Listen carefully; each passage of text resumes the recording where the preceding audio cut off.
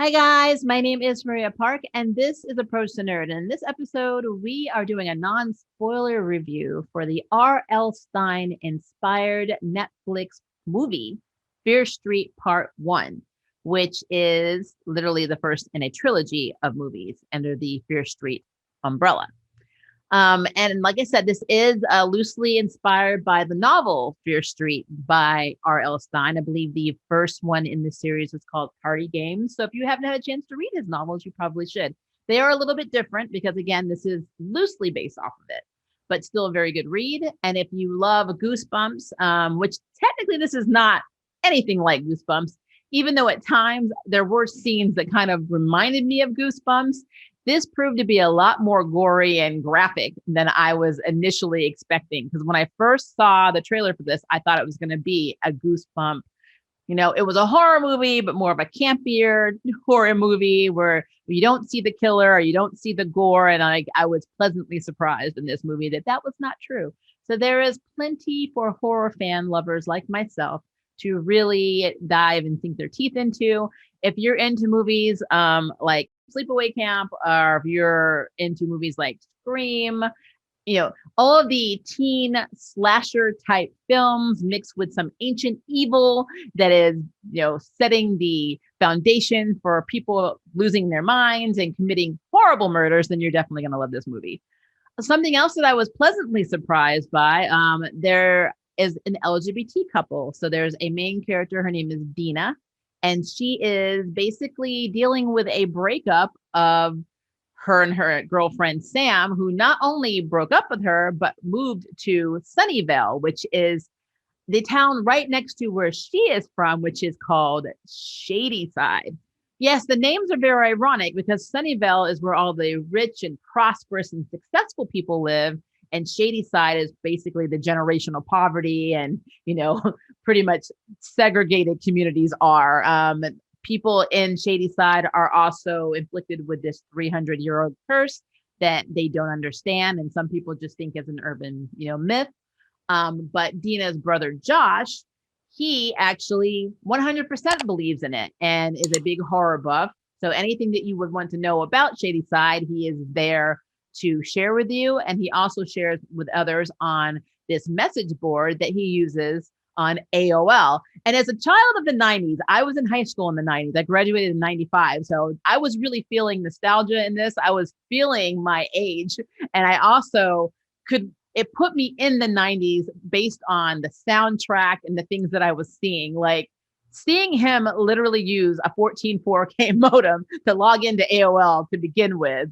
I mean, that was my life. There was no fast internet, Ethernet cable, any of that stuff. So, that was what we did. We waited for AOL for eons to sign in and hope that nobody picked the phone up to knock us off while we were trying to connect to get on our bulletin board, which took 2 days and a half to refresh. So I love that they threw that in. I love the soundtrack of this movie. I was in my happy place. I mean, they threw Bush at us. They threw, one of my obsessions in high school was Garbage. So we had Garbage on the soundtrack. We had Portishead. I mean, there's so many tracks that were going one. It almost seemed like they were doing a playlist. It was one after another. So they were keeping me in that time period, letting me know and reinforcing in every avenue they could that we were in the 90s. So I am very appreciative of that because I, to this day, still listen to a lot of the 90s soundtracks and grunge bands and things like that my now 20, almost 25-year-old daughter says makes me old. So I am very, very appreciative of this movie. Now, this is a non-spoiler review, but I will say there are some things that I did question in this movie, which technically are not anything to do with the plot, but more of a character and kind of situational thing. Like there is a character named Simon who he works at a grocery store. He helps support his family, but he seems to have an aversion to wearing shirts. At least that's how I feel. There's so many scenes where he just pulls his top off for like no reason. And I'm like, is this like that thing in the Twilight movie with the Jacob guy where he on contract just had to pull his shirt off like every 20 minutes? I don't know. I mean, it could be an exaggeration, but it just seemed to me like Simon's main goal was to be topless throughout this entire movie. And I don't know why, because it didn't do anything for me, at least, towards the plot of this movie. But it is what it is. Also, it had me question science a lot. Like, how many EpiPens do you really need if somebody's heart stops? Is too much adrenaline a bad thing? I mean, I did read studies where if you give someone too many, epi injections of adrenaline, you can cause severe brain damage. But I feel like in this movie, because we're suspending our disbelief, that's not something we needed to worry about. I guess.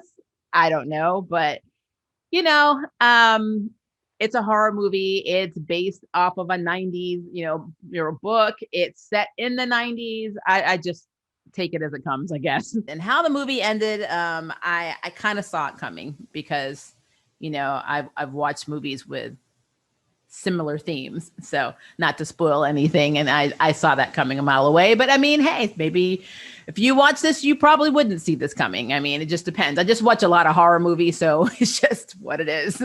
But yeah, Fear Street Part 1. Very good movie. Again, I enjoyed this a lot more than I thought. It's nothing new. It's nothing that has not been done before. But if you're into horror, you like R.L. Stine, you like R.L. Stine themed movies, then you will definitely like this. And again, we do have an LGBT themed couple as the main characters, which I am completely down for, because in the 90s, coming out as a queer woman, it's not something you normally would see, especially in my high school. I think there was one person who came out, proudly during my high school years, and she was not treated very well. And as a queer woman, that's something I would have loved to have seen and loved to have been brave enough to do myself. But I want to know what you guys think. If you saw Fear Street Part 1, please let me know in the comments and tell me what you think. Also, if you would like to sign up for Jury Duty, hit the subscribe button. If you'd like to know who's next in the bell, hit the notification bell. Until next time, I can't wait for you to approach the nerd. Bye, guys. Thank you for watching my video. I really appreciate it, but hey, the party doesn't have to stop now. Click on one of these videos and keep it going.